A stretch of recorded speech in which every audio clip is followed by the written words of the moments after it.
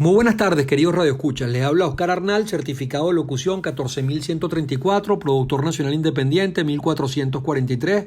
Aquí estamos por Radio Fe y Alegría Noticias.com, por Radio Fe y Alegría Noticias.net, desde cualquier parte del mundo, en el vínculo de Radio Fe y Alegría Caracas. Nos puede escuchar en la dirección de la emisora Carlos Alaña, en la coordinación Wilmeris Villalobos, en los controles José Urbina y Richard Altuve y en la producción del espacio Valentina Ziegler.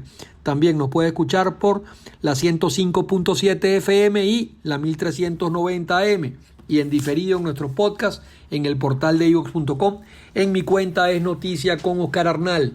Ya tenemos en línea, se trata de la comunicadora social Mercedes Malavé. Ella es profesora universitaria, profesora de la Universidad Monte Ávila, es también la coordinadora del movimiento Unión y Progreso. Mercedes, muy buenas tardes. Hola Oscar, buenas tardes, gracias por invitarme, saludo a la audiencia. ¿Cómo está viendo la situación del país y la situación también política del país? O sea, esas dos vertientes que me interesa que nos comentes, ¿no? Bueno, en primer lugar, en la situación política, según vamos a decir lo que reflejan las encuestas, es muy preocupante. Hay una posición de apatía, de desencanto, de frustración de los venezolanos respecto a los políticos, respecto a la política, al liderazgo político en general, y va a costar, Oscar, recuperar la confianza perdida. Los venezolanos se sienten sometidos a una serie de expectativas que luego se han convertido en grandes frustraciones que no solamente provienen de que mi partido no ganó o mi posición política no prevaleció, sino enfermedad, hambre, muertes, diáspora, dificultad para resolver los problemas económicos, ruina del país. O sea, estamos hablando de una confrontación política que le está costando muy caro a los venezolanos, y de ahí viene la rabia, la desilusión, la desesperanza y un sentimiento muy feo que es esa convicción de que nosotros no podemos resolver el problema del país, de que el país se nos fue de las manos y de que nadie en el mundo le interesa tampoco la crisis de Venezuela. O sea, hay un gran sentimiento de frustración y de pasividad frente a la crisis política. En cuanto a la política, digamos, objetiva, concreta, de cosas que están pasando en el país, pero que todavía los venezolanos, como te digo, se sienten completamente divorciados de estos eventos, está una serie de negociaciones políticas que dieron origen, entre otras cosas, a la conformación de un nuevo Consejo Nacional Electoral. Digo entre otras cosas porque pareciera que el hilo conductor de estas negociaciones tiene que ver con un acercamiento entre el gobierno de Maduro y el gobierno de los Estados Unidos, ¿no? Liberación de los directivos de Citgo, permitieron el programa de alimentos de la ONU y una serie de negociaciones que dieron origen a un CNE que, según muchos analistas, y ayer también leía el artículo de Capriles, bueno, constituye el menos malo en los últimos 20 años, así es. Los últimos 22 años, sí, porque está conformado por opositores de la talla de Roberto Picón, que además de ser un excelente experto en materia electoral, fue preso político, ¿no? Claro. Y Enrique Márquez, que es indudablemente, bueno, un líder de la oposición venezolana, un político de consenso, de centro, que también es innegable su lucha política en todos estos años y en la Asamblea Nacional del 2015, ¿no? Entonces, ahora este CNE tiene una tarea titánica, tiene que reinstitucionalizar al Consejo Nacional Electoral, que no tiene ni siquiera funcionarios públicos. O sea, así está de mal esta institución, que no solamente el problema político partidista, pesubista, vamos a decir, que ya esto es gravísimo, sino que es que no tiene gente, no tiene funcionarios, no sabemos quién mantiene el CNE, no sabemos quién paga las campañas, no sabemos quién trae las máquinas y quién las paga y quién las financia. Los sueldos de los funcionarios son absolutamente ridículos, pues. Sí, pareciera que hay una serie de oscuridades y de cosas en la sombra que nos permite indagar o pensar que ese CNE ni siquiera es del madurismo, es del gobierno. O sea, es una institución que funciona para intereses muy oscuros, ¿no? Y entonces, bueno, todo eso le toca a estos nuevos rectores, ¿no? Pensar que de aquí a diciembre vamos a resolver los problemas institucionales del CNE me parece una fantasía. Creo más en los pasos que hay que ir dando internamente en cada institución, dentro de cada institución en las que se nos permita actuar, para ir orientándola hacia el bien de absolutamente todos los venezolanos, independientemente de su forma de pensar, de si creyeron o no en el proyecto de Chávez, etcétera. Es lo que se ha debido haber hecho en el 2015 con la Asamblea Nacional. No utilizar la institución como palestra para más confrontación, para más destrucción, sino utilizarla como un camino para la reinstitucionalización del país. Sí, estamos conversando con la doctora Mercedes Malavé. Ella es doctora en comunicación institucional en Roma. Es además coordinadora del partido, del movimiento Unión y Progreso. Es comunicadora social, profesora universitaria, profesora de la Universidad Monte Ávila. También es de la directiva del IFEDEC. Entonces, tú ves la situación, digamos, y me preocupa como ves además el Consejo Nacional Electoral, ¿no? Yo diría que el Consejo Nacional Electoral además no tiene esa legitimidad de origen, pero podría, como bien lo dices, con esos rectores como Roberto Picón o como Enrique Márquez, ganar legitimidad de ejercicio, ¿no? Y es un gran reto que tiene, especialmente después de que ha señalado que eso está completamente en el suelo y que está manejado además por intereses oscuros, ¿no? Sí, por eso digo, Oscar, hay que actuar con mucha cautela, con paciencia, sin miedo, sin inmediatismo, sin efectismo, reconociendo el problema en su verdadera dimensión. Es como la pandemia del COVID, ¿no? Claro. Después llegan con problemas respiratorios y después termina afectando todo el sistema nervioso, el sistema circulatorio, y ahí atendiendo con la complejidad del caso al paciente, ¿no? Entonces, ¿qué ha pasado? Que hemos tenido un discurso político ilusorio, fantasioso, como que todo se resuelve con un vete tú mañana, y no, resulta que necesitamos de todos los factores, también aquellos que estando dentro del chavismo tienen hoy en día propósitos de reinstitucionalizar al país, porque saben que también se les ha ido de las manos incluso a ellos el proyecto que originariamente tenían. Claro. Yo pienso que eso es lo que debemos buscar, y parece que tener paciencia. Los procesos políticos de negociación y transiciones no se hacen en un día, ni en un año, ni en un mes. Exacto. Siempre pongo el ejemplo de Centroamérica, de Guatemala, 10 años de negociaciones. Eso no quiere decir que no haya acuerdos parciales, que no haya, decisiones económicas que le traigan bienestar a la gente. O sea, nadie está diciendo que vamos a estar así 10 años. Lo que quiero decir es que la reinstitucionalización del país, que es una gran meta que tenemos para que haya democracia, para que haya estabilidad económica, política y social, tiene que hacerse con la seriedad con la que se tiene que hacer, y eso requiere tiempo. ¿Cómo una comunicadora como tú, profesora universitaria, digamos, de comunicación social, ve lo que ha estado pasando con el diario El Nacional, por ejemplo, la amenaza del señor Diosdado, que ahora dice que va después de tomar El Nacional por la patilla? O sea, ¿qué piensas tú de esta arremetida, pues, de los últimos días y semanas? Mira, muy lamentable el tema de la censura en Venezuela. Es otro de estos campos que ha hecho sufrir a tantos venezolanos, a tantos empresarios, a tantos dueños de medios de comunicación injustamente. Parecen temas de venganza personal, parece eso, un país que tiene tribunales, órganos de seguridad, fiscalías al servicio de mezquindades y venganzas personales. Una cosa lamentable, forma del deterioro institucional del país. No sé si esto deja problemas internos en el chavismo. Pareciera que estuvieran cada uno demostrando quién tiene más poder, a quién le obedecen más los cuerpos de seguridad o de fiscalía o de tribunales. Muy lamentable, la verdad. Es el retroceso desde un país que logró democracia, logró instituciones, logró respeto a los derechos humanos y al sacrosanto derecho a la información a niveles del siglo XIX, ¿no? Una cosa realmente dantesca.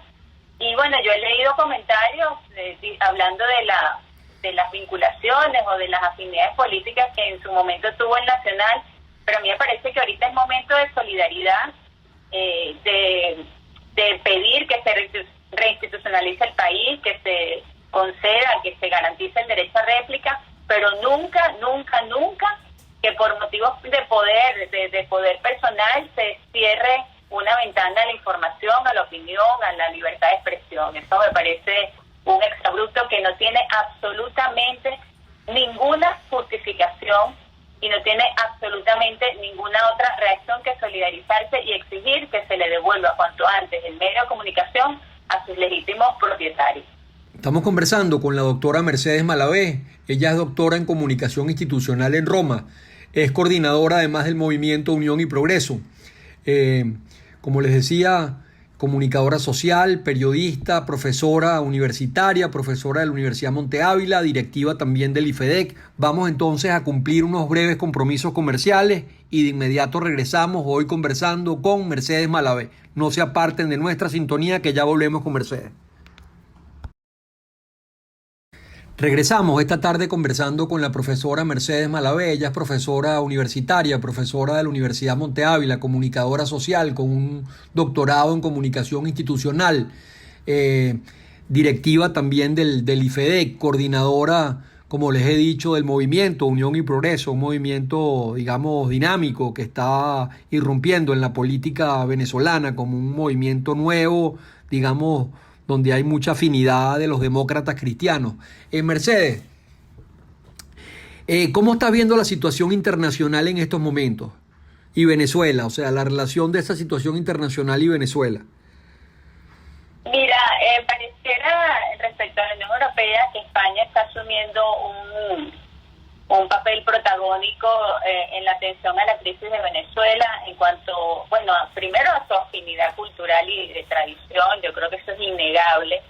El papel de España en Hispanoamérica le otorga un conocimiento más natural, ¿no?, a los procesos políticos que se desarrollan allí. Y por otro lado, por la misma política española, pues tienen una experiencia muy valiosa que transmitirnos, ¿no?, porque han pasado incluso por guerras civiles espantosas.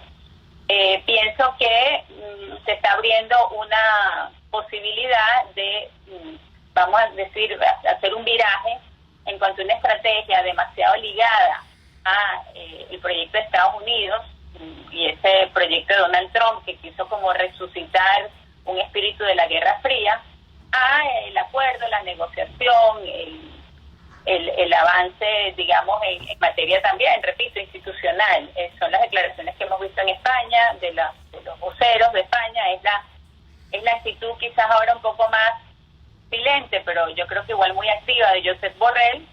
Y bueno, independientemente, Oscar, de sus ideologías políticas, que podemos estar más o menos cercanos a ellos, pienso que están cumpliendo con un papel a favor de la democracia, a favor de la paz, del reencuentro entre los venezolanos y de la reconciliación nacional. Eso me parece positivo. Claro.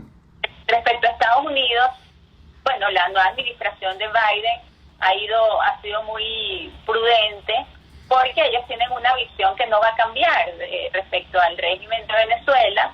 Y recordemos que el primero en implementar sanciones fue el mismo Obama, y aunque ellos se alejen de algunas posiciones o de muchas posiciones internacionales de Donald Trump, respecto al caso de Venezuela han decidido dejar todo igual, pero quizás con un poco más de diálogo con otras organizaciones y otras personas con las que antes no se dialogaba. Pareciera que el proyecto de Biden es no tanto declararle la guerra a la izquierda, ¿no?, o al comunismo, sino más bien fijar una posición de defensa a los regímenes o al sistema democrático frente a los regímenes autoritarios, ¿no? Exacto. En función del respeto a los derechos humanos. Y respeto a los derechos humanos, pero eso nos podría poner nuevamente en una posición donde Estados Unidos dice: yo soy la democracia, y el que no se identifica conmigo o el que no respeta estos valores democráticos, pues yo le declaro mi enemistad o me declaro en contra de ellos y confronto, ¿no? Un poco han sido las declaraciones de Biden respecto a China, respecto a Turquía, respecto a Rusia, y hay que tener mucho cuidado porque al ser Estados Unidos una potencia, pues puede fomentar que se alineen posiciones que quizás no nos conviene que estén alineadas. Por ejemplo, China y Rusia no conviene que se unan por un discurso de Biden diciéndoles antidemocráticos o diciéndoles autoritarios o diciéndoles violadores de derechos humanos. Hay que tener mucho cuidado. La política internacional de Estados Unidos, América Latina siempre siempre ha intentado tratarla con cierta distancia. Ni los fundadores de la democracia cristiana ni de la socialdemocracia venezolana fueron plegados a las políticas internacionales de Estados Unidos, más bien siempre se mostraron críticos, ¿no? Aristides Salvadri hablaba de Estados Unidos como una potencia mundial y del hemisferio, que sus intereses pueden cambiar de la noche a la mañana y no convenía estar plegados a su política internacional. Y lo mismo decía Betancourt respecto a la política norteamericana. Nosotros creemos en la democracia, creemos en el respeto a los derechos humanos, pero también creemos que los pueblos tienen, como el mismo sentido de la democracia lo indica, tienen la obligación, vamos a decir más que el derecho, tienen la obligación y el deber de encontrar su propio destino y sus propias maneras de implementar valores que son universales, que son los valores democráticos, que no pertenecen a ninguna tradición cultural, mucho menos a la tradición cultural de Estados Unidos de reciente formación. La democracia estadounidense tiene 200 años, la de Europa puede tener más, pero se inspiran en valores que pertenecen a la tradición, ni siquiera yo diría occidental, a una tradición muy amplia, que sí, ciertamente inició en Grecia y de origen a lo que hoy conocemos por Occidente, pero son unos valores abstractos, universales, que cada país debe encontrar la forma de incorporarlos en su reflexión sobre qué es la persona humana, qué es la sociedad, qué es la autoridad, cuáles son los fundamentos en los que se apoya la autoridad, y encontrar caminos a la solución de su crisis política sin ningún tipo de tutelaje o de receta dada por Estados Unidos. Yo creo que eso es muy importante, con mucho respeto, porque Estados Unidos tiene una democracia sólida, unas instituciones sólidas, realmente han encontrado su camino, digamos, tienen problemas, pero nadie puede negar que es un país con una democracia sólida, pero eso no le da pie, digamos, a convertirse en el modelo de la democracia.